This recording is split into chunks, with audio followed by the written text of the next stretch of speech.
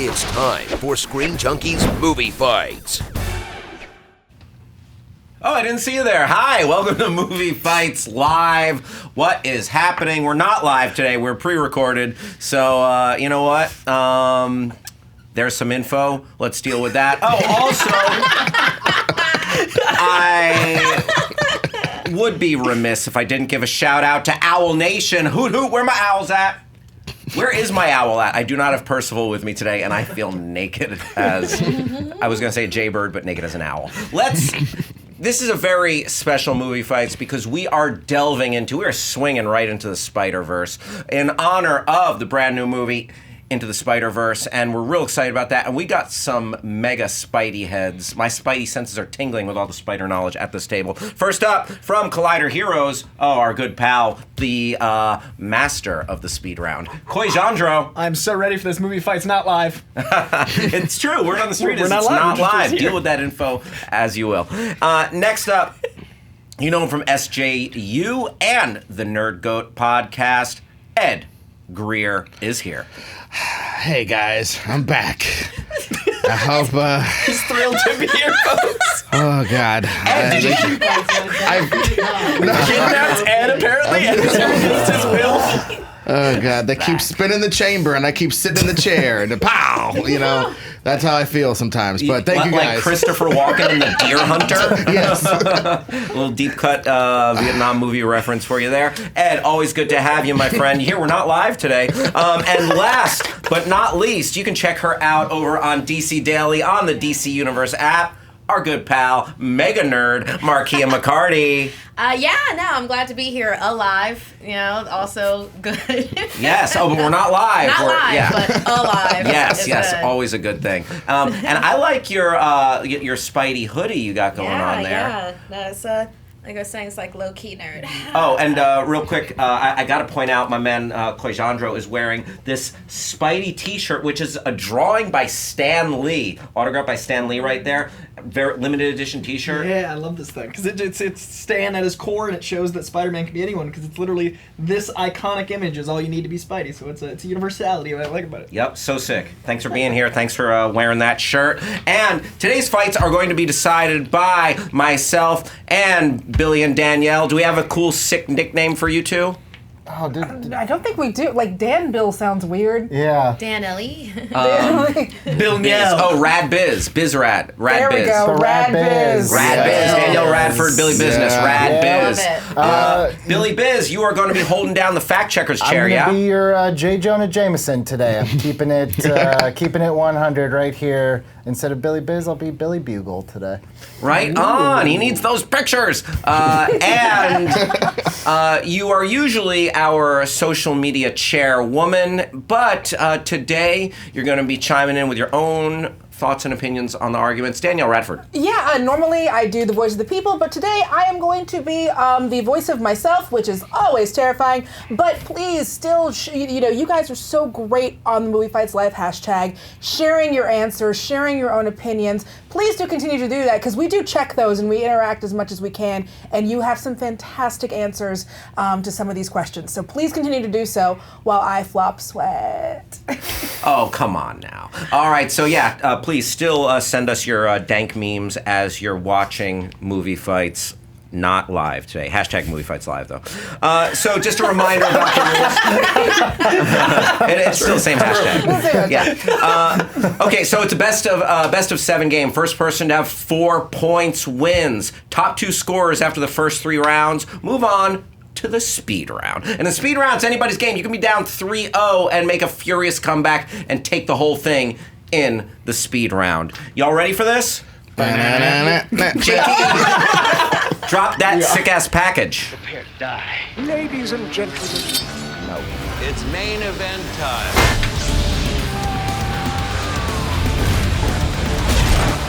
finish him! Thank you, Thor. I feel like I'm one of the only people that has not seen Into the Spider-Verse yet. Oh, it's so good. I know. God, it's so good. Yeah, I am. It's well worth the price of admission, no matter what. So, oh man, I can't wait. But Maybe here the we best go. Spider-Man movie, and that's saying a lot. Wow. Yeah. Damn. It goes there. All right. And Well, it takes you with it. Everything here is Spidey themed, and I'm excited. This is like my my warm up to get for the movie, which I'm going to see as soon as humanly possible. This is question number 1? What is the best performance from any actor or actress in any Spider-Man or Spider-related movie? Wow. Best performance, any actor or actress in any Spider-Man or Spider-related movie. And we are going to start with Coy.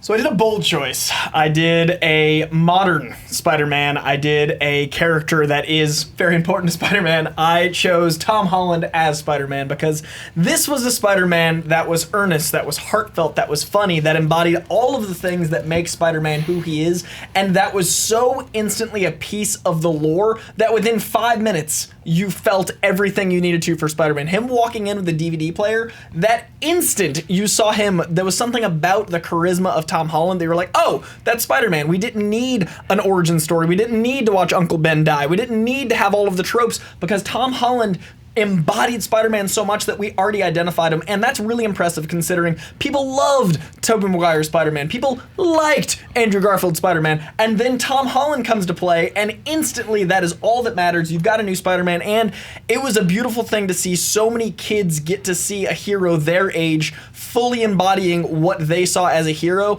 and what was most important to me about that was every time there was a comic reference, you could see the light in his eyes like you had with Andrew Garfield, where you could tell he was a Spider-Man fan, but also the earnestness that you had with Tobey Maguire. So it was almost like a greatest hits in one actor. And the moment that he lifts the rubble over his head that references the Spider-Man 33 cover in Spider-Man Homecoming, when he sees the reflection of the mask in his face, that to me was it's a gif of seeing a boy become a Spider-Man, and that is the performance of a lifetime, especially with how much we have invested in the character. So to me, there is nothing quite like the performance that Tom Holland gives in the Spider-Man franchise. All right, a boy becomes a Spider-Man. Ed. Well, you know me. As I scrape my nails down the chalkboard with the shark, you all know me. I always make it hard on myself. I don't take the easy choice like the lead of the movie. I tend to go to the performances that make the movie work. And as we're going to stay on Homecoming, he's saying Tom Holland from Homecoming, if that's my understanding. I am saying Michael Keaton as the Vulture from Homecoming. Imagine a world, if you will, where some old bum plays the Vulture, where he's like he is in the comic books, where he's not menacing, where he doesn't have this super fresh Top Gun get-up on. Look at this guy. This guy's Tom Skerritt and Top Gun. This guy's amazing, and he's still got the Vulture stuff popping out. Whoever did this costume design is amazing. They're Ruth Carter-esque in how good they are. And all I'm saying is, his performance grounds that film. You have to believe that a dude who can throw Volkswagens is scared of some dumb old man. And you do. You believe it in that scene in the car where he's intimidating him. You believe it when he first shows up at the Vulture's door and sees who this guy is. This guy intimidates a superhero with steely glances and just the weight of experience and time. And I do believe that performance, with all the stuff we know about Michael Keaton, with all the different interpolations of the superhero aesthetic that he's gone through, from being Batman to being Birdman to being yet another reflection of the superhero aesthetic, being a supervillain here, it's an amazing performance. It really makes this movie work. If that performance is not there, he's just fighting a dumb old man with gliders on his back. But because it's Michael Keaton, the movie is great. Boom. Ed Greer, Michael Keaton, MARKEIA McCarty. Okay, so I didn't go for the latest, Spider-Man movie that's been out. I went with Spider-Man 2, Alfred Molina as Dr. Otto Octavius. Now, with this performance, and I'm going to get into specifics with it, not just set design, with Alfred Molina, with what he brought to this role, you felt the transition that went from being Otto into being Doc Ock. You felt the love that he had for Rosie. Like, he portrays this in every which way. And in particular, the scene where it's like, no, I'm not a criminal. The one where the inhibitor chip has been destroyed, where Alfred Molina is standing at the side of the dock. His work is destroyed. Rosie is dead. And he is going through this crisis. And you see this transition where it goes from being Peter's friend, Otto, into Doc Ock. And the thing of it is, the thing that really gets me about Alfred Molina's performance in this, and why I consider it to be the best out of the Spider-Man movies and people, is because when you look at the graphics now with the CGI, it looks a little bit hammy to see the CGI with the tentacles, but it's because of Alfred Molina's performance. You completely believe it. You believe that these things, these alien AI things, are penetrating his mind. They're warping him, and Alfred pulls this mess off like I don't even know. It is a masterwork and a superhero movie. It's like it's more than we even deserved at that point. So yeah, hands down, Alfred Molina brought it home. All right, more than we deserved. Fight it out, you guys. So I feel like I love both these performances. Like, to be very honest, I don't want to insult either one of them, but it is a movie fight. I feel like there is something to Michael Keaton's resurgence where he played a very one-note thing over and over again. His performance in Birdman versus performance in Founder versus performance in Spotlight all were kind of a curmudgeonly old man. And yes, that is the Vulture, but at no point did I feel like he could have done that without Tom Holland. If he'd played the writing a little better, it would have been more of a Kingpin versus Daredevil thing where there were two leads. He was written a character that was literally a guy scavenging, that was the underdog, that was your through line, and he still felt like a villain, and at no point did I buy him in the suit. As soon as the suit went on, the CGI came to play, and I didn't believe that was him in the suit, whereas Tom Holland is an actual acrobat. The word performance is in this question, and he performed his stunts. He performed backflips. At no point did I buy that Keaton was in the suit, but I knew that Tom Holland was in the suit, and I feel like with the character of Doc Ock, he had to live up to the expectation of being a mustache-twirling villain, and did it very well, but Tom Holland had to live up to the expectation of being Spider-Man. There is a one-noteness to a villain that is, he has to do those X, Y, and Z, whereas Spider-Man had to be Spider-Man. He had to be funny, he had to be heartfelt, his relationship with Aunt May, there were so many more dynamics and relationships, and there was so much more to do with Tom Holland that it stands the test of time more than I think that Doc Ock will. I think it's a little bit disingenuous to call Michael Keaton's performance to be like a one-note villain, just, a little bit. For Tom Holland's performance, yes, he's a really great Spider-Man, he is.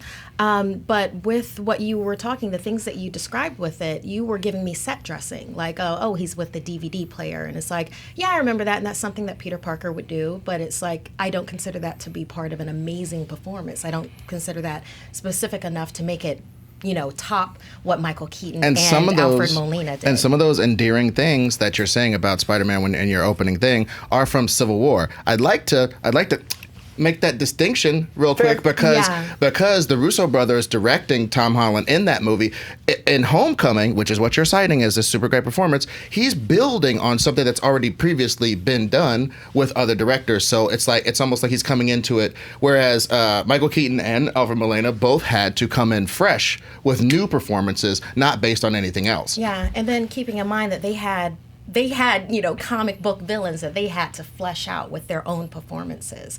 It's because, like, think about it. Doc Ock, before seeing him in Spider-Man 2, where did we see him? We saw him in what? The cartoons, where it's just like, I'm Doc Ock. It's like, or in the comic books. Yeah, Hostess cakes. Give me them damn Hostess cakes. I'm hungry. I'm trying to fill out this Doc Ock suit. They draw me really round. Exactly. So then when you see Alfred Molina, and then plus, oh my God, they got Alfred Molina for that. I mean, keeping in mind where he was and his career then, for him to be like the Spider-Man movies and the Marvel movies weren't what they are now, where we have Angela Bassett now, and Denzel Washington probably soon, who knows?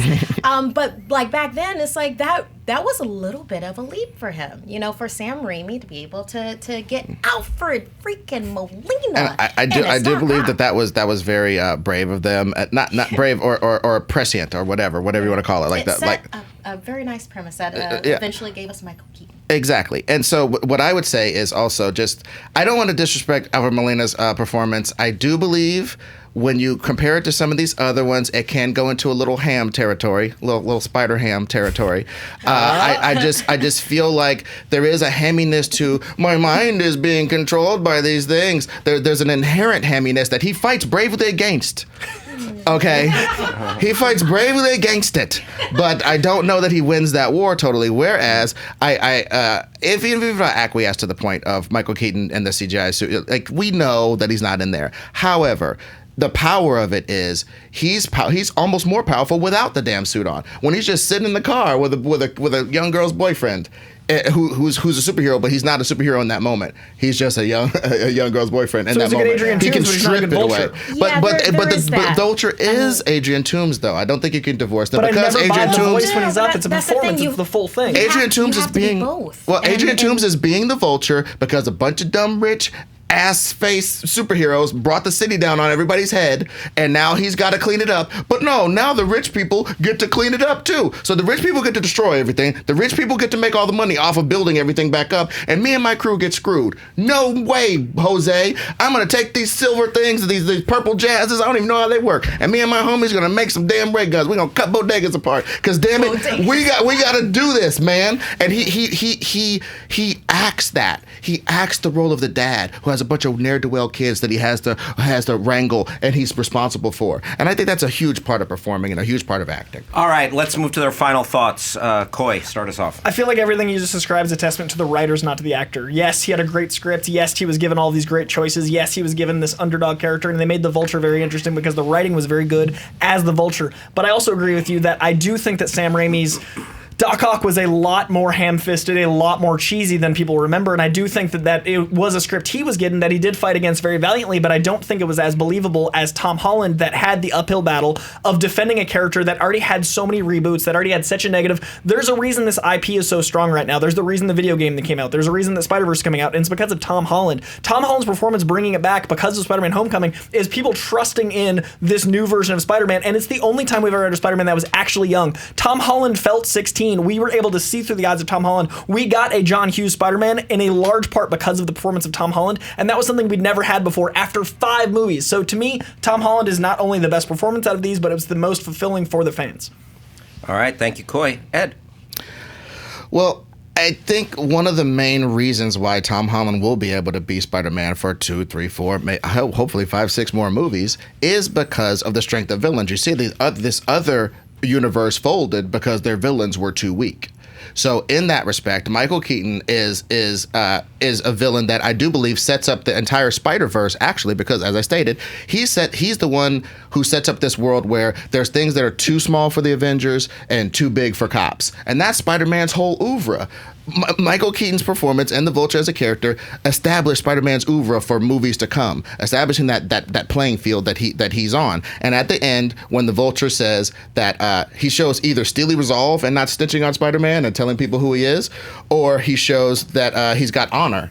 Either way, you know what I'm saying? Either way, that's a great villain turn, and it's just a masterful performance that I really think sells that movie.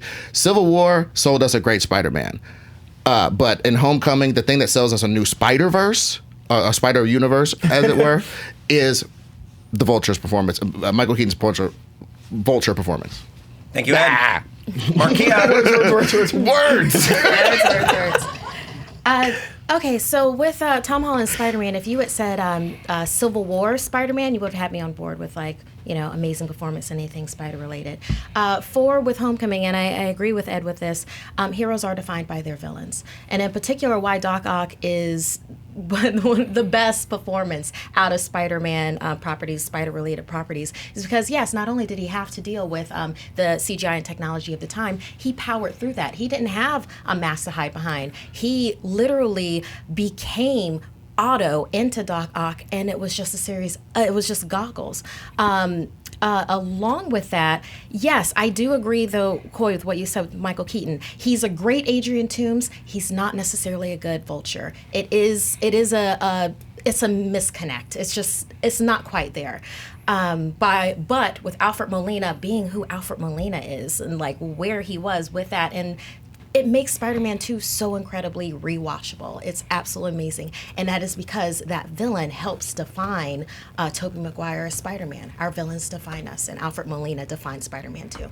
Time. Okay, who will take this round? 3 strong arguments. Billy, what do we got? Yeah, I mean, this is opinion-based, but just to give a little bit of context here, how these performances stacked up accolades-wise, Tom Holland won the Teen Choice Awards for Choice Movie Actor. And that this is for the Homecoming. award for actor. He There was is no also, greater honor. Didn't Anthony believe he was Hopkins win? nominated Didn't for Tobey a Maguire Saturn win Best Award Kiss for or Best something? Performance. Sorry, we were all started talking over. How dare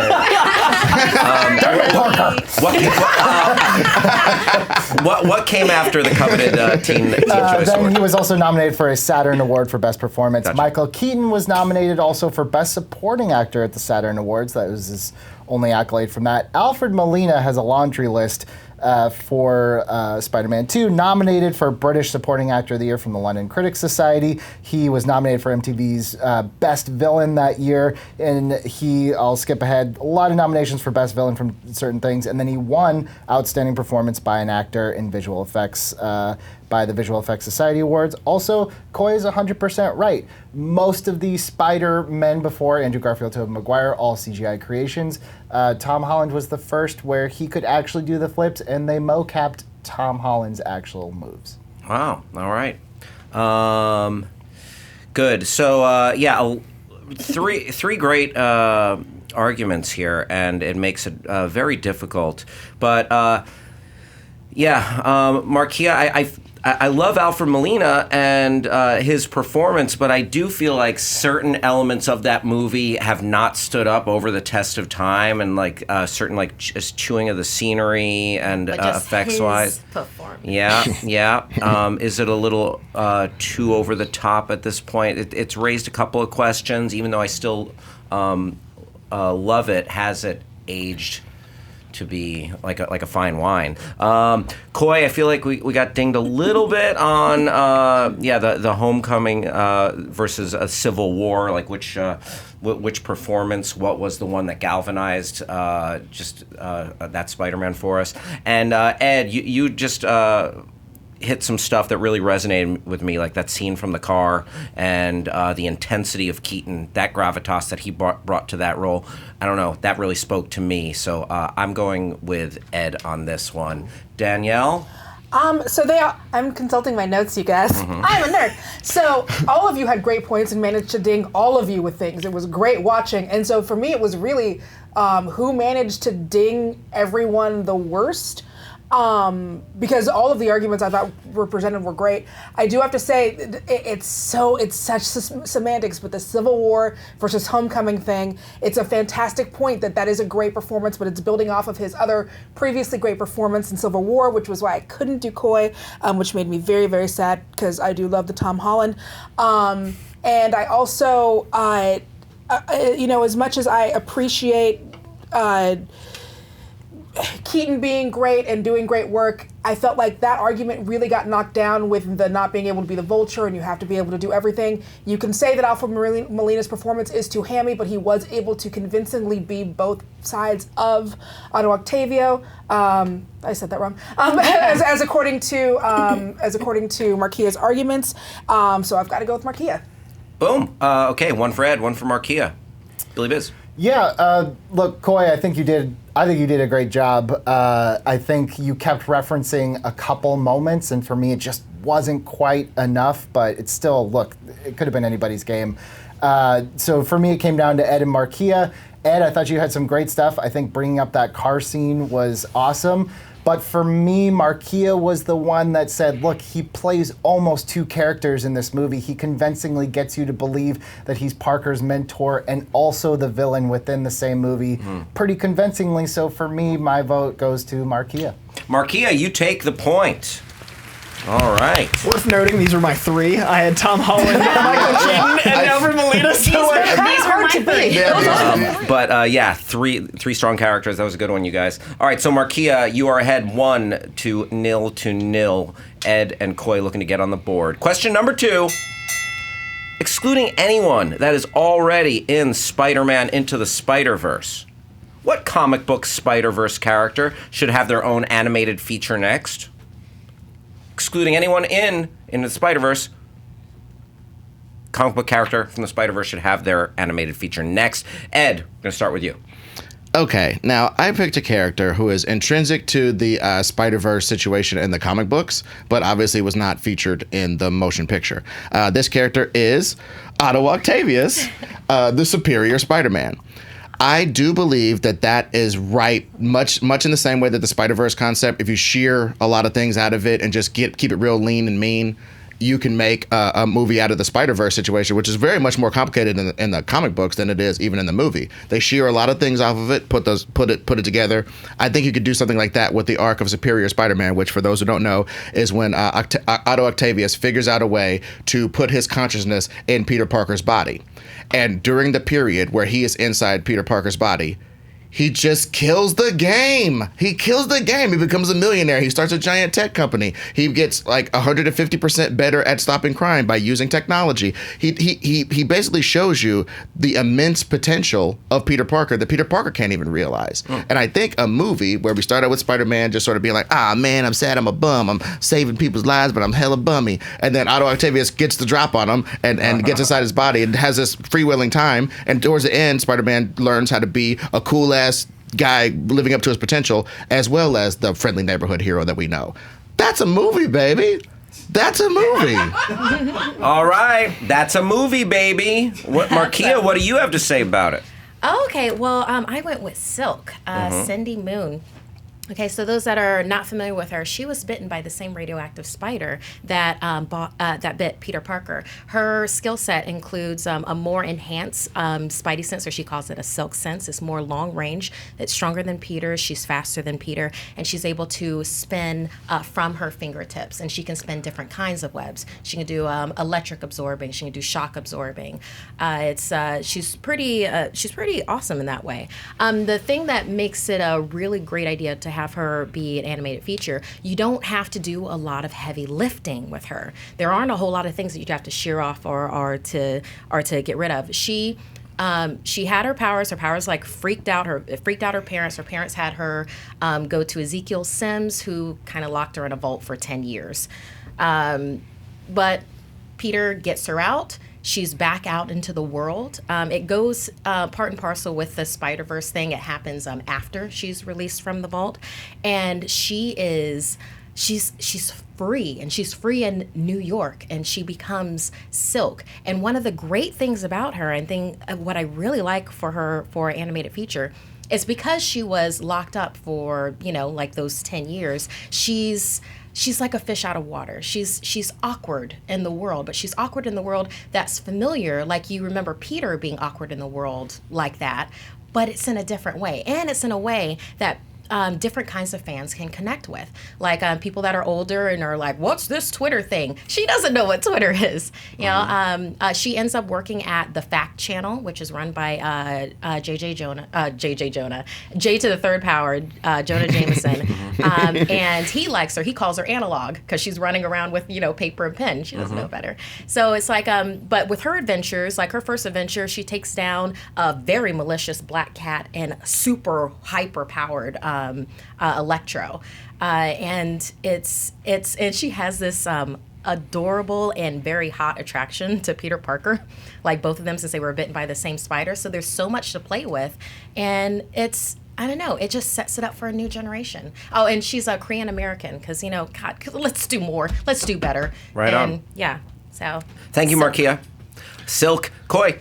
I would like to do a character that would expand the world in a very different direction. I went with a character that isn't a Parker, isn't tied to a Parker, but is tied to the Spider-Man mythos, and that is, of course, Spider-Woman, who is integral to the Spider-Verse world. And the reason I like Spider-Woman is this is a character who was a spy, so you could play at the animation aspect. I'd love to see a pulp noir. I'd love to see like an old pulp style, like when you read a pulp book, how your brain visualized that, but in animation, because we saw with Spider-Verse the style of animation, how they can make anything work, and I kept wanting more Spider-Man noir. I'd like a Spider-Man noir that was Spider-Woman, but you could play with the spy angle. I want to see a movie that is a detective mystery. I miss detective stories, and I think animation can really have that medium access that. Also, she was in Agents of S.H.I.E.L.D. You can tie in S.H.I.E.L.D., you can tie in intrigue. Also, she's a mom, and moms, especially single moms, do not get enough love in the animation world.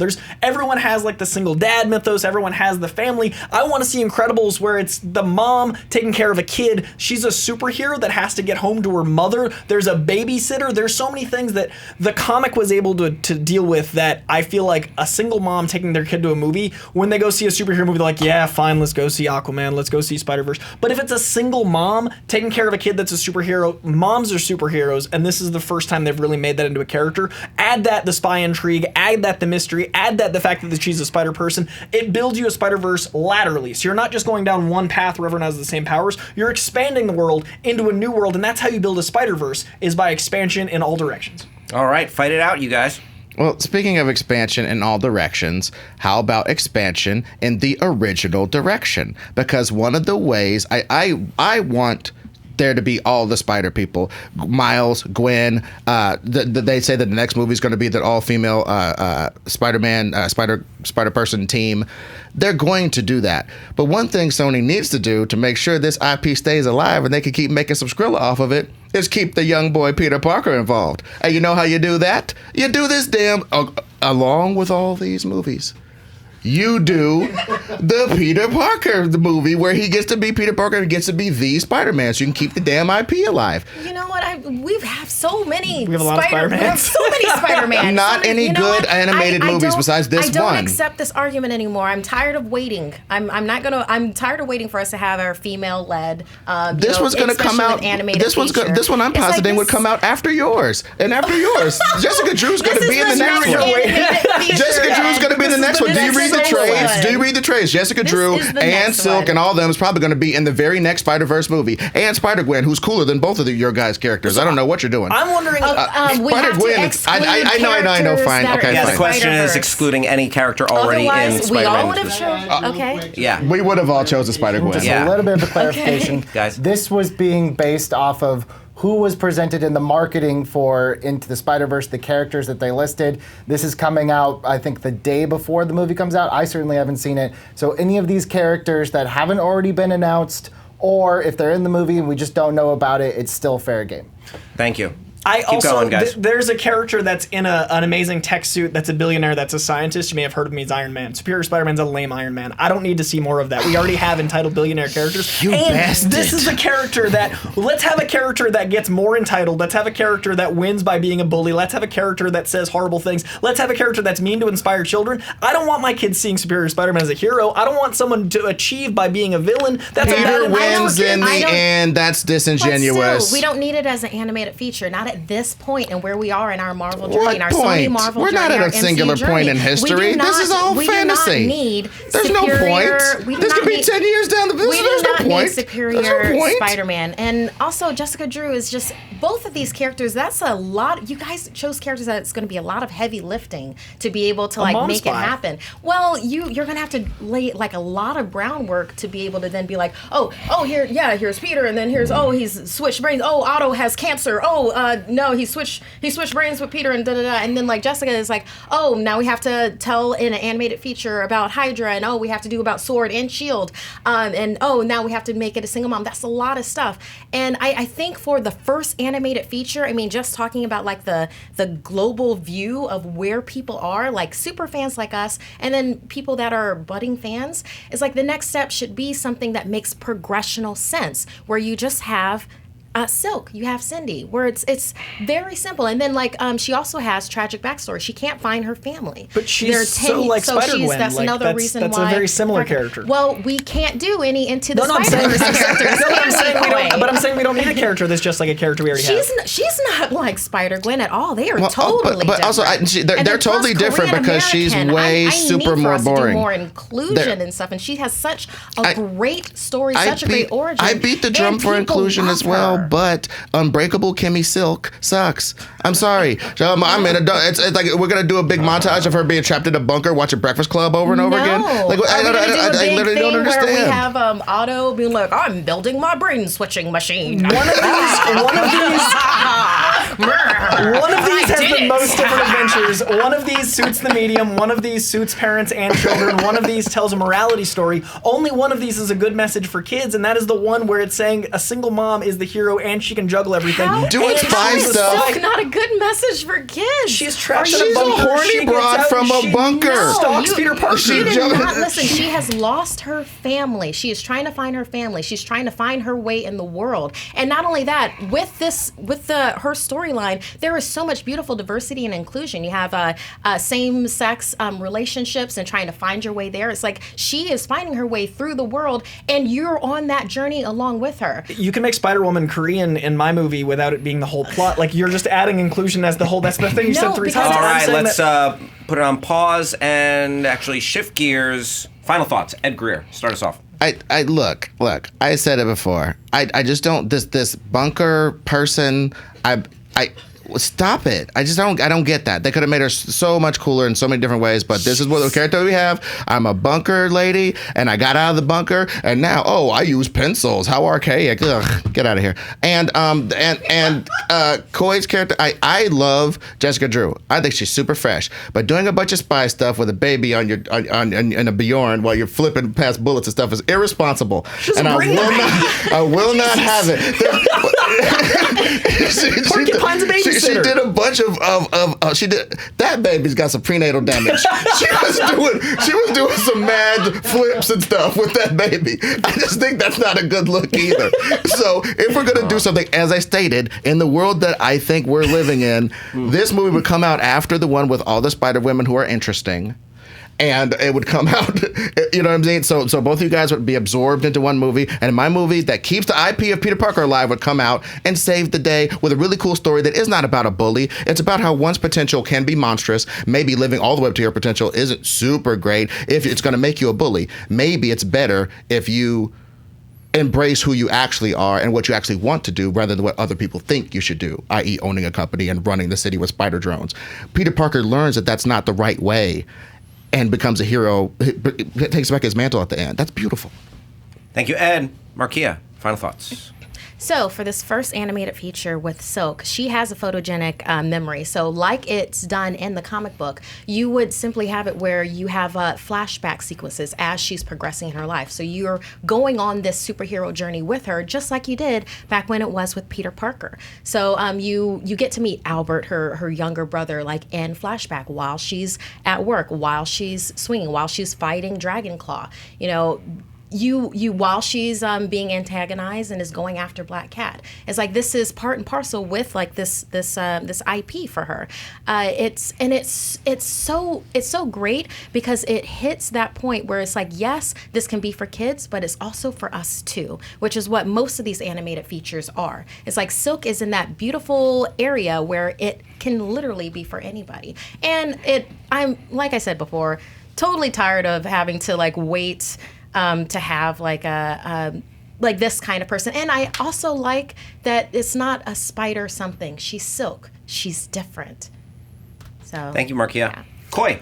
So my thing with both these characters is the story it tells needs to be for all ages, which I agree with what you're saying. I just feel like with Silk stories, you can plug and play Spider-Gwen in a lot of them, and I feel like with Superior Spider-Man, you can plug and play Iron Man in a lot of them. Only one of these characters is unique to themselves. Only one of these characters has lasted since the 70s. Only one of these characters is the only one that you can tell this story for, and that is a mom superhero that is a spy, and that is the only movie that, like, you'll have different styles of animation, you'll have different stories to tell, you have more world building that isn't following just the Spider-Man path, you're expanding, and it tells a story that would be approachable to so many different types of people that these other stories might not approach. And I really think that it's an untapped market to not have Jessica Drew, because they literally gave Brian Michael Bendis Jessica Jones because they wouldn't let him write Jessica Drew because they didn't trust that property going forward. I think Jessica Drew's story needs to be told because it hasn't yet, and the way they've expanded her is so inventive and creative in ways that I don't think these characters are, and I don't want the slight bad influence or the slight derailing of these characters, whereas mine can't be. She's a single mom that's a spy. It's awesome, and I can see it animated.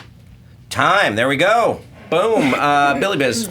Yeah, so far as I can find, I see no evidence that Jessica Drew brings her baby into battle. I was like, what are you baby Spider baby? The visual's amazing though.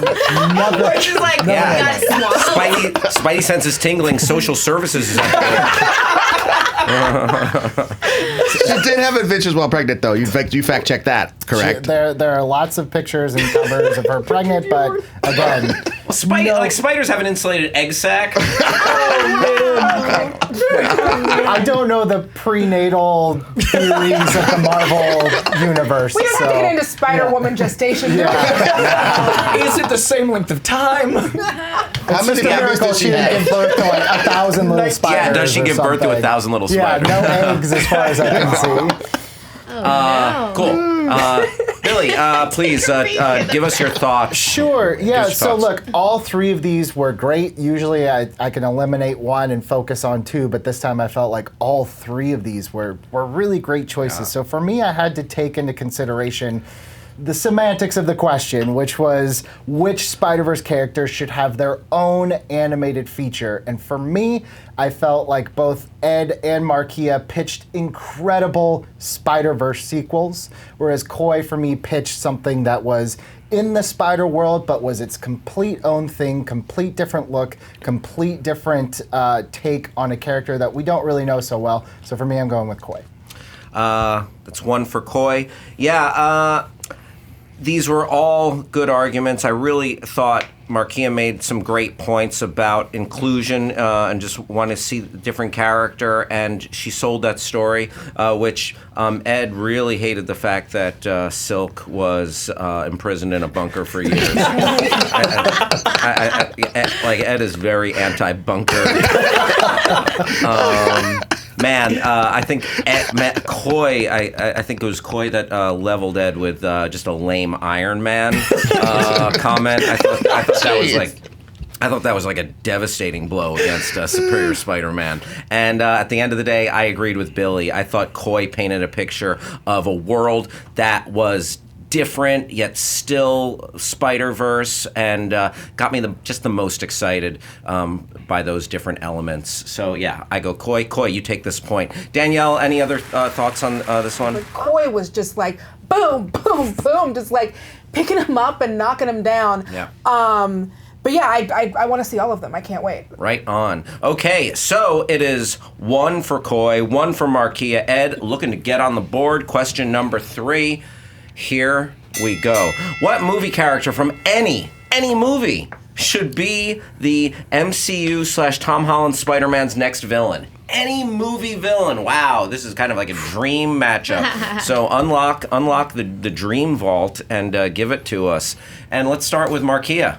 Yeah, so because we don't know that much about her teenage life, because it's just, you don't really know about that. You know that she becomes like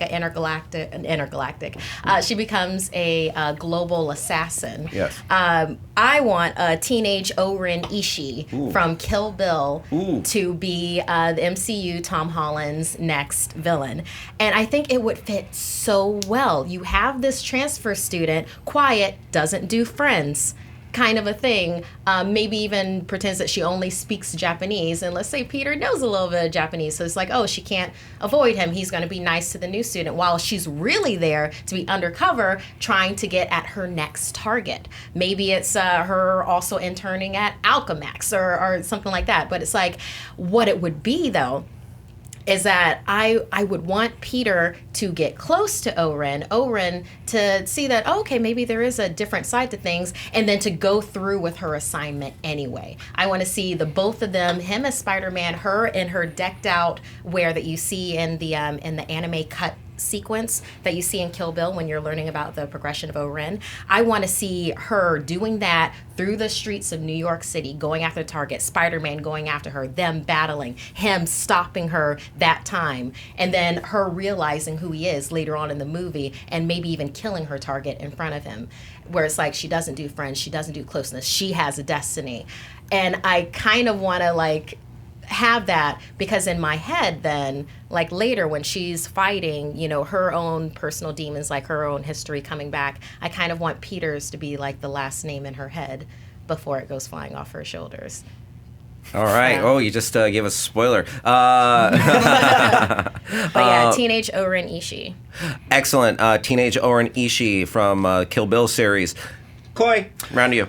So I went with a character. I went through looking through major villains, and I went through looking at major Spider-Man villains, and there's so few female villains, and that was it surprised me because I thought I'd find more to parallel, and then I realized there's only one female villain that suits the age bracket that I love, and she is the character we all grew up hating. She is the character that bothered us from the moment we opened that book, and that is Professor Dolores Umbridge. I would like to see a poor Tom Holland Spider-Man stuck in detention, having to deal with this woman undermining his sense of responsibility, making him doubt himself. The thing that runs Spider-Man is his sense of self-worth. His whole great power and great responsibility is his through line. His moral compass is there. So if you have a professor like Professor Dolores Umbridge making you think less of yourself, demoralizing you, that'll affect you in battle. So I love the idea that I love when these movies really multi-pronged villain attack. We've never had a multi-pronged villain attack that is both him being assaulted by a professor and him being assaulted on the battlefield. So I like the idea of him on the battlefield distracted by being worn down like Harry Potter was, by being demoralized like Umbridge would. And then the image I have in my head is basically with great power comes great responsibility is always the thing that's etched into our mind. I'd love to see that etched into his hand. So you bring in the Doctor Strange magic into Harry Potter, into this world, you bring all that tied together, and with great power with great responsibilities, the poster, and he's writing that over and over again in detention, and he's getting it etched to his hand like Harry Potter did because she doesn't believe in Peter Parker's moral compass, which affects him in any battle, so she's the true villain of the movie. All right, taking it to the Potterverse. Ed. Can I start my rebuttals already? Because I just don't have the patience for even my opening statement. Because I gotta say, my character it will also be someone that battles Spider-Man. But this person, you can't beat them. His name is Dick Vernon. And he is the vice principal for Shermer High, the school from the Breakfast Club. You mess with the bull, you get the horns, and you mess with this guy. He don't got a sim salabim or whip out a wand. He doesn't have to attack your sense of self-worth because you're worthless, son. You're worthless. And he's one of these guys. He heard a ruckus. You're fighting the vulture in there. He heard a ruckus, and he came in there to check on it. You know what I mean? The next screw that falls out is you, Parker. You know what I mean? That sort of thing. I just would love to see that because even in Homecoming, he gets put in detention and he walks out on Hannibal Buress' character because he's too weak. He's too weak. He's not hard like Dick Vernon. You know what I mean? So this guy, he'll keep you in detention. And you got some questions, Parker? That's another week. I'll answer that question next Saturday, Parker. You know what I mean? He's the guy that you can't defeat by conventional means, much like Adrian Toomes.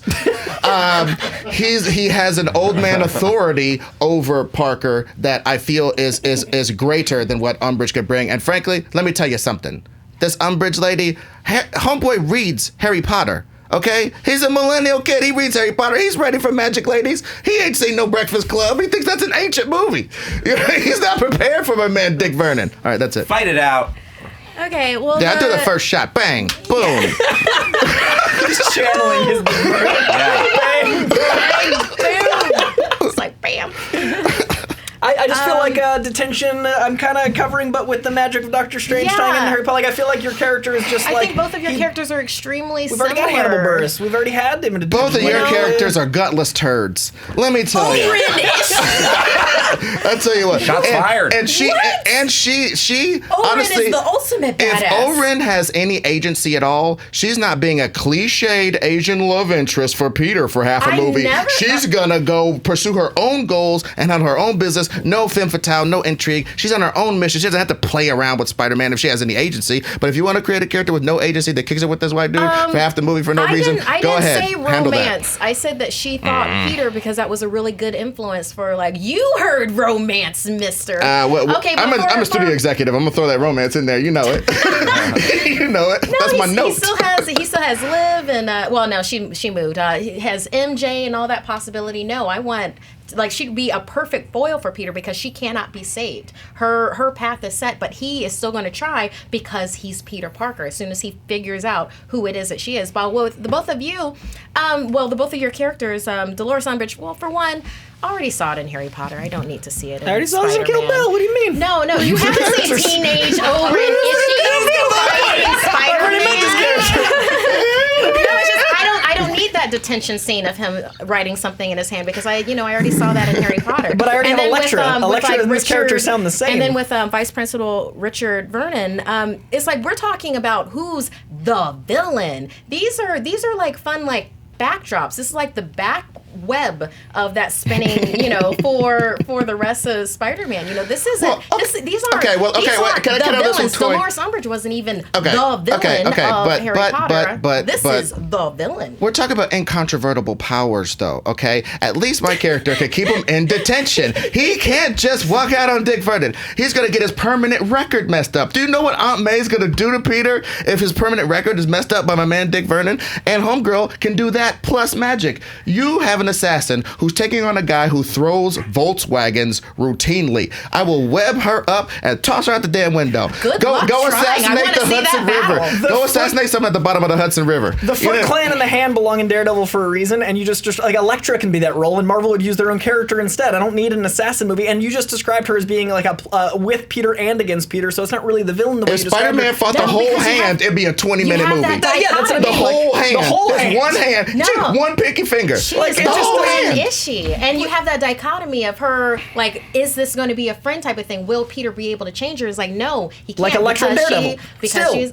And you have Dolores Umbridge, where it's like literally she has magic and she subverts his expectations of self. Both of you gave us detention people. Because I want to use psychological warfare. I want this to be Whiplash is a movie about psychological warfare between teacher and student. I want that plus magic. So Dolores Umbridge. I want Peter Parker to not trust his moral compass. The reason Peter Parker identified Peter Parker is because the moral code of Peter. If he doesn't trust his own moral compass, like Dolores would do to him as she did Harry Potter, that would be a character that would not be fighting well, so that makes them the true villain. You can have all of your other villains, but if Peter doesn't trust himself, then she's one. That makes her the ultimate villain. I'm saying you can have a villain that can do it both. Get yourself a villain that can do it both. And that's what she does. But also, Vernon can do it You're trying to separate it out. He can't do it both, but he can do it one really good. The whole thing about like undermining, you say that Umbridge can undermine Peter's confidence. When Peter gets told something like, you should spend more time working on yourself and less time trying to impress people, that would really hit home with Peter Parker. That's a direct quote from Dick Vernon. That's a direct quote from Dick Vernon. Love the deep cut Dick Vernon quotes. Let's go to our final thoughts, starting with MARKEIA.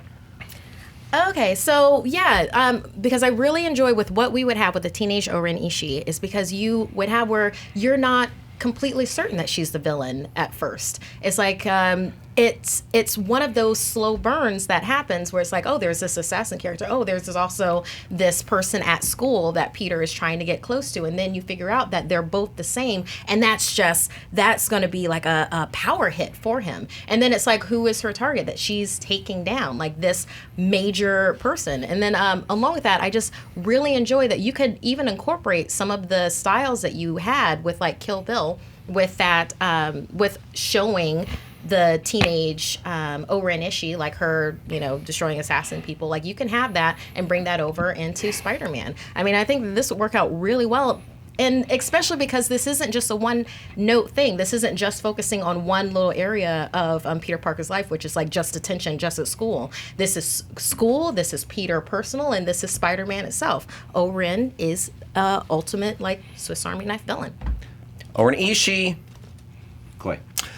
So I believe in a villain that affects you in all the different ways as you're describing, and I think the only one that would actually be able to keep him in detention, probably using magic, would be Dolores Umbridge. And I feel like if Peter Parker's spider sense is going off and he's aware that he can't help, that'll affect him. If he's sitting in detention and he's trapped by magic and he knows the city is crumbling around him, that'll affect him. And then on top of that, having her literally verbally affect Peter, making him feel like he doesn't trust himself, that'll affect him. And as this movie comes to a head, she could even be the big villain and have a magic fight because she knows freaking magic. So if you want someone that does all of the things, incorporate the Doctor Strange mysticism, incorporate the world building, incorporate a character that already hates children, use the world because we have a young Tom Holland. Don't just waste it on a character that I love. Ishii as a villain. She shows up on a lot of villain lists for a reason, but she doesn't fit this world because Daredevil and Elektra have that dynamic already, and it's a beautiful dynamic. And she also, like, I don't see how the confidant versus villain angle is different than any other movie we've seen. Plus, I mean, I love the character of Vernon, but he's literally a guy. Spider-Man can swing out the window. He can literally just walk. He'll leave. Spider-Sense goes off. He leaves like he did with Hannibal Buress. Hannibal Buress played that role very well, and I enjoyed the comedic stylings of the movie we just had.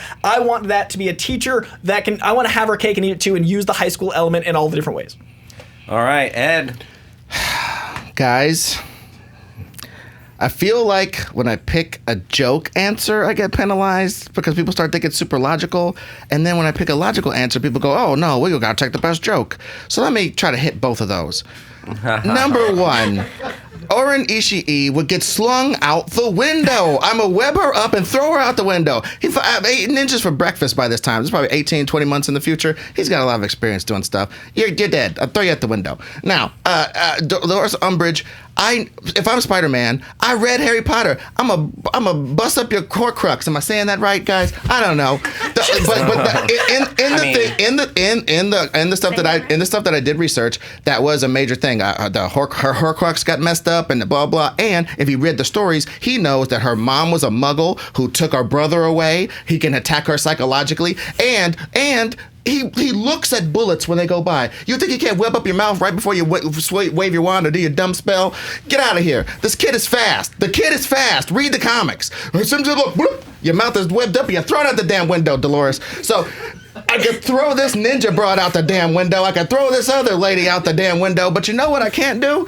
I web up Richard T. Vernon and see what he does. Just say, look, man, I'm a man of respect. I make $31,000 a year. You take these damn webs off me, son, and you sit back down in your chair. You know what he'd do? He would do that. He'd sit his ass back down in the chair.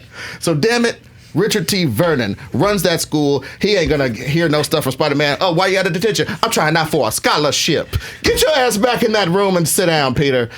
Richard T. Vernon is a villain who can do both, which both of those things just keep you in detention. Thank you. Bam. Okay, that is time. Billy Biz, what do we got? And Ed, your commitment to the Dick Vernon quotes are just astounding. Yeah, good work, both sport. those things and both those things are detention. You can't get webbed up for some reason.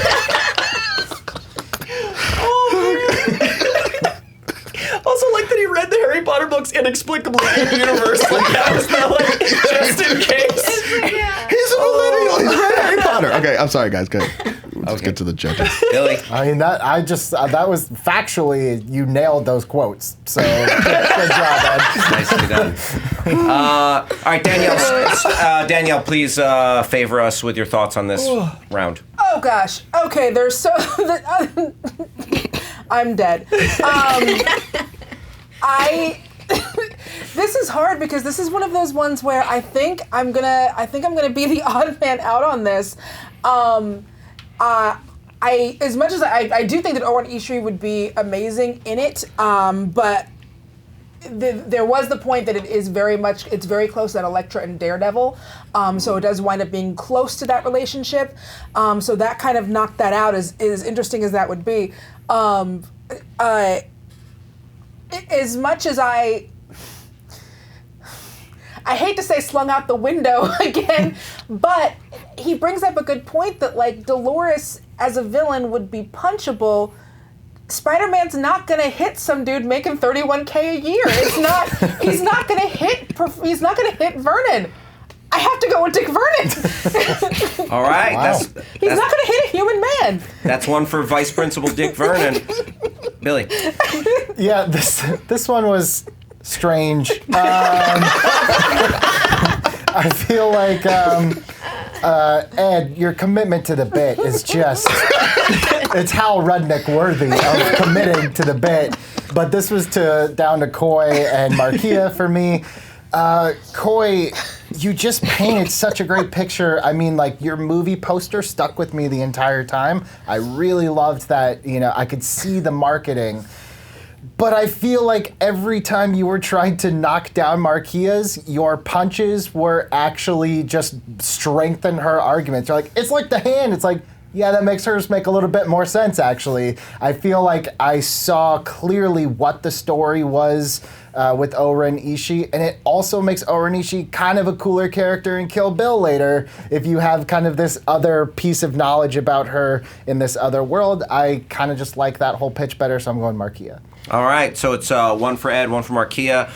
Comes down over here. You know what? I think MARKEIA really laid out my thoughts on this match up pretty succinctly when she said, these characters feel like they're part of the backdrop of this spider story. And just as far as the villain that we'd focus on and has the most compelling action, for me, it's also MARKEIA with Oren Ishii. So I'm going MARKEIA. MARKEIA, you get the point.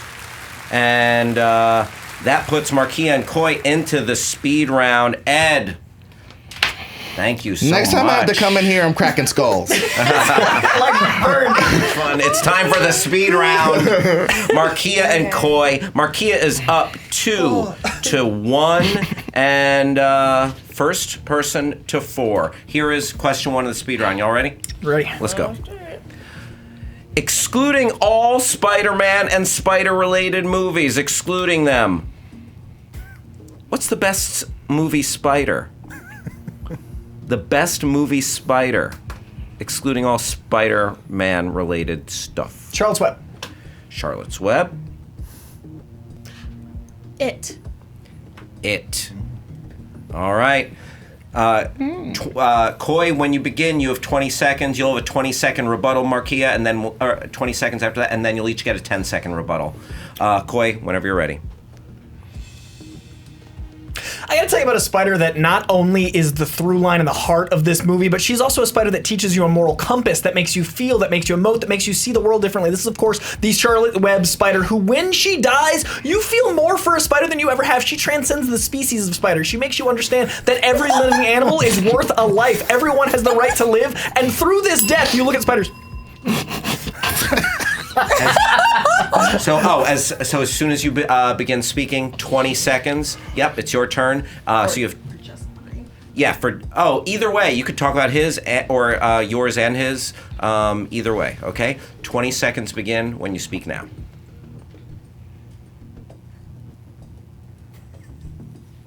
The spider from It is the best movie spider because it's something that you do not see coming. Up to that point with It, you just have like the scary clown that it turns out that it's from outer space. And once you actually get into its lair and it strikes that primal fear within you, where it's like, no, you thought the clowns were bad enough. Now you have this ridiculous, huge space spider to also deal with.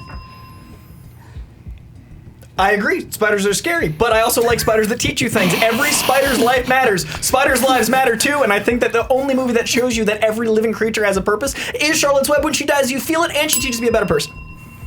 Every living creature has a purpose is to feed the It spider. But with Charlotte's Web, it's just like, that's cool. It's a spider that, spends stuff, but this is a spider from space! That was some. Good sound bites, whatever. Yeah. That was some sick ass shit that MARKEIA just did. But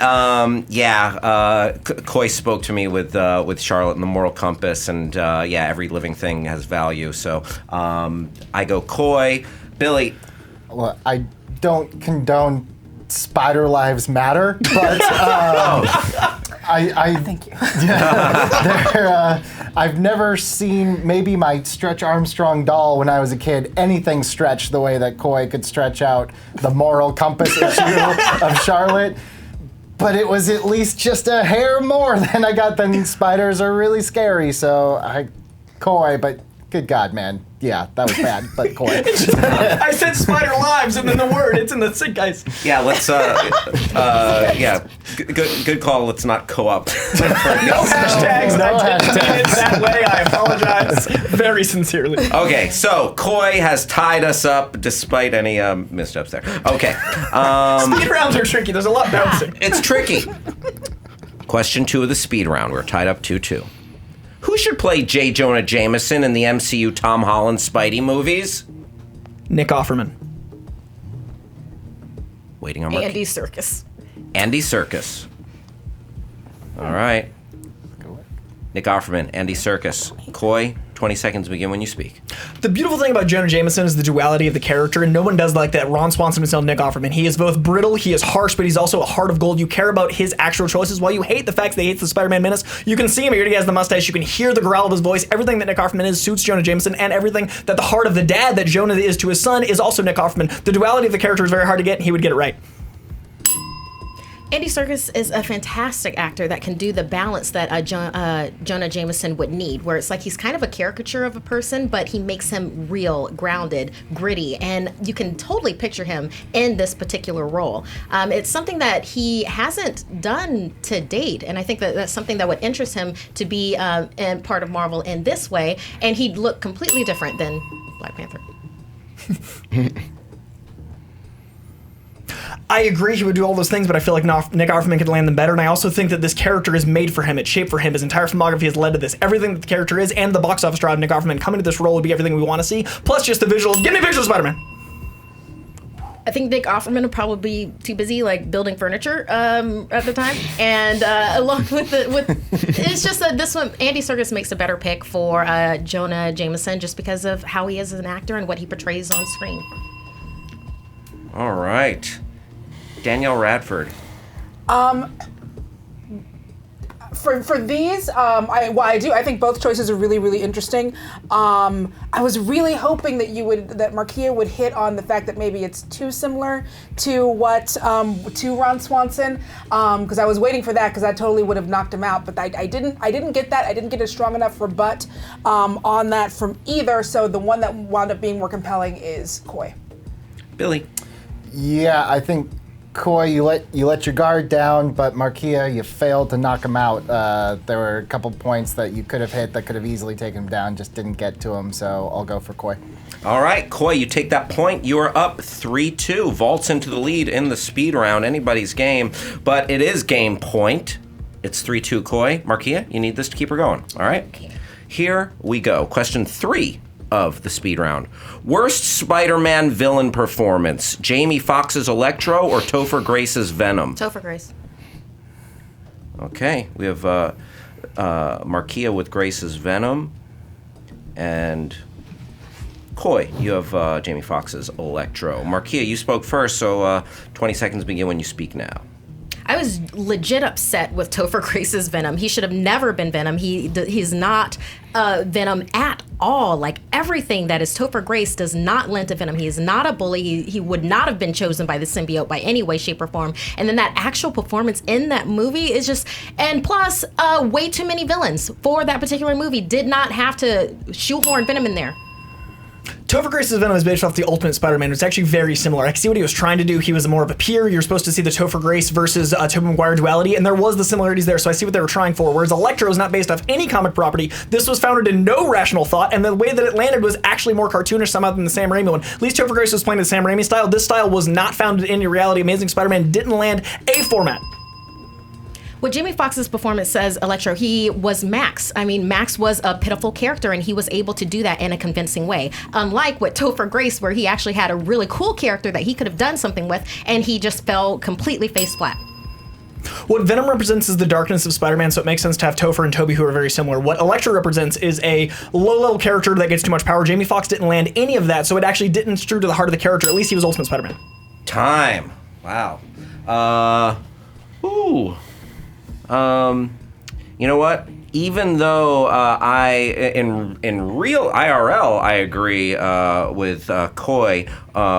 Argument-wise, just what I heard right here, I gotta go with MARKEIA on this one. Billy. I'm 100% with you. You had me when you said I don't think the symbiote would have chosen Topher Grace, so you had it then. Boom. MARKEIA, you just tied up this ball game, and we are going to game point. Although, yeah, man, just that Jamie Foxx, it felt like sketch comedy. Yeah. Like that performance in that movie, even though I love him in so many other movies. Okay. This is for the ball game. What canceled Netflix Defender character should do a one-off team-up film with Spider-Man? Daredevil. We heard Coy first with Daredevil. Canceled Netflix Defender character. Colleen Wing. Colleen Wing. All right, Coy, whenever you're ready. Daredevil beautifully reflects darkness, Spider-Man beautifully reflects light. The dichotomy of the characters is what would make them work, because though they're physically similar, though they both swing around, they're both in red suits, the way they have Tom Holland's character versus the darkness of Charlie Cox's Daredevil would be a really beautiful movie because of the duality of these characters. Both of them represent good, but they're represented in different ways, so I would be very compelled to see that way, because you can see what different heroes are and how they'd be, and they're both in New York, so it really fits into the universe, plus they team up. I'd want to see a Spider-Man and Calling Wing, because it would be a different side of Spider-Man. It'd be like even more ground level, going with things with like Daughters of the Dragon, busting up, underground rings and the such like that. It's like not so much Spider-Man flying through the air, so much as being street level, which is what the Defenders are. They're the boots on the ground. So having that with Calling Wing, that would then bring in everybody else with Daughters of the Dragon. It'd be as simple if having Spider-Man need a lawyer and therefore Matt Murdock. That's bound to happen, and it all ties in beautifully. So you'd have the low level in the court, you'd have the high level with the swinging, plus that's the movie everyone wants to see. You'd have a movie like Budget, so I'd want to go not Defenders, I'd want to go movie, I'd want to go Spider-Man. That suits the team up, plus the duality of these things would make it interesting. And along with going with Calling Wing, I think that would open up a whole new audience for people also, because it's like you're getting to see that different kind of Spider-Man, and it shows you a whole new part of New York. Something with Spider-Man, you usually just have on rooftops, be on the ground. All right. Danielle. So as much as I love the idea of have him with a Daredevil, because they're so physically similar, you can see the way that people fight crime differently. I love her really stressing that like different kind of Spider-Man, boots on the ground, something that you haven't really gotten to see a whole lot of in the movies, and so because of that, I'm gonna go with MARKEIA. Yeah, these are both great arguments and different movies, but yeah, I thought Coy sold me on just how these two fit together and just the kind of a battle way and in like just this spiritual dark meets light. So yeah, I'm going Coy with Daredevil. All comes down to Billy Biz. Yeah, it sucks, don't it? Yeah. The comments will tell me I'm wrong either way, but I have to go with the one that I felt stood out to me a little bit more. I felt like Daredevil was a perfect choice, and you said everything that you should say should you choose Daredevil, but Calling Wing is one that came out of left field, and it made sense when she said it and how she set it up, so I'm going MARKEIA on this one. MARKEIA, you are today's Movie Fights winner! You swung into the Spiderverse and you emerged a champion. Nicely done. Please give us thoughts, shout-outs, etc. Oh, like where you can find me on social media, or just like this in general? Whatever you want, and social media. I have so much adrenaline going on right now. Right. I don't know how it looks, but like inside I'm like, motherfucker. Yeah. Great win. Oh, thank you. Wow. Yeah, I do not like speed routes.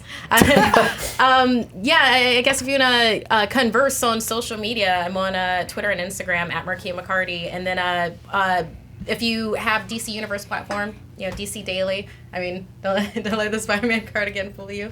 Do that. And also fangirling. If you're not so into, comics like deep down, like super fans like this, we do pop culture topics and everything. We do that every Thursday. In fact, I think we've had a number of people in the building that have come through there for like fangirling. So yeah, and you can do that on Facebook, facebook.com/watchfangirling. Heck yes. Thank you. And this, man, took it to the edge. 3-3. Pulled it out. Nicely done. Ed Greer, always great to have you in here. And we're always anxious to see what, if you don't make it to the speed round, which is rare, what art will you create? What did you... I drew a Donatello. Oh, yeah, I can see he's that. my favorite turtle. Yeah, I drew a Donatello. Nicely done. And tell us where we can find you. Well, I'm the president of the Dick Vernon fan club. Yes. You can find me. We only accept faxes.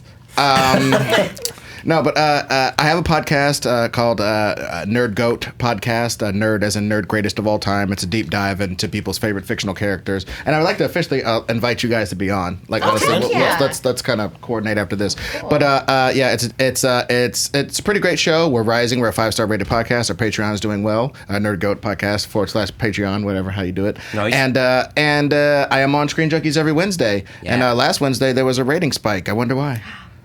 Oh. Did the kid come back? Oh. Yeah! The kid came back. That's what. So yeah, I'm going full Makuga. I'm not trying to win anymore. It's just all jokes. So yeah, man. Let's Never go full Makuga. Let's get nuts, man. Michael my Keaton, God. baby. Just check me out at Ed Greer Destroys on all social media, and please check out my Instagram where I do better drawings than that Donatello. If you went on NerdGoat, like if you were interviewing yourself on NerdGoat, you would be interviewing yourself about Dick Vernon, correct? Oh yeah, Yeah. or Daredevil. That may happen.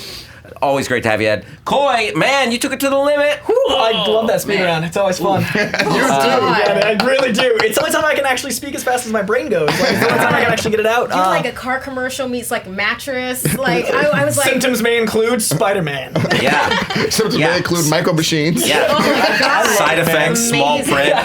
I just love that. So my first choices were Tom Holland, Michael Keaton, Alfred Molina. Second one was Jessica Drew, Mayday Parker, Spirit Spider-Man, and Silk. Third choice was Dolores Umbridge, Regina George, Whiplash, and Bill the Butcher. So I love that like so much of this we all had the same ideas. So it was really fun fighting things that I was like, wait, no, I agree with you. Right. So that made this battle really intense and like that was insane. So that was a great fight. I had so much fun. You can find me Collider Heroes every Wednesday. You can find me popping up at Nerdist. You can find me here whenever they let me get in the speed round. And I love this so much. And Screen Junkies fans are great. So thank you guys for cheering me on in the not live version of this in the future. Oh, and we did the Into the Spider-Verse special. We did a special for Wednesday Club. Geek and Sundry. At Geek and Sundry. So you Very can cool. catch that on, I guess it just... I think it's out there on I the think it's Twitch. out there. So yeah, we talk all things Spider-Verse. We had not seen the movie by then, so we just talk everything. Right on. So yeah. Sounds like a deep dive. And these three right here, always great to have each and every one of you. You bring it and you have vast troves of knowledge. Thank you for being here. Billy Biz, what up? Had a blast today sitting in the Dan chair. Let us know in the comments who you would want to web up and sling out a window. I'd like to know your choices. One move. Hell yeah. Daniel Radford. Hiya, as per usual. You guys can find me here on Thursdays. You can also check out my my wrestling podcast. I do have a Patreon. We're doing more movie content now. I think two of my favorite movies, The Last Dragon, and that other one that I love. A bunch of my favorite movies are on Netflix, so we're going to be doing some live chat-alongs for that. So cheaper than a cup of coffee, and you can come in and hang out with us. Oh, heck yeah. Danielle, I'd imagine you'd be just so much fun to hang out and watch movies with and just talk shit about the movies. Yeah, that's all we do. That's awesome. And if, I always love just talking shit. So follow me on Instagram and Twitter at Hal Rudnick. Yeah, we'll talk shit and we'll talk owls. Hashtag Owl Nation. Hoot hoot. Where my hooligans at. I want to thank everybody for watching Screen Junkies. I want to thank Billy Biz for also producing. I want to thank JTE in the booth. And have fun out there. See you next week. Bye bye.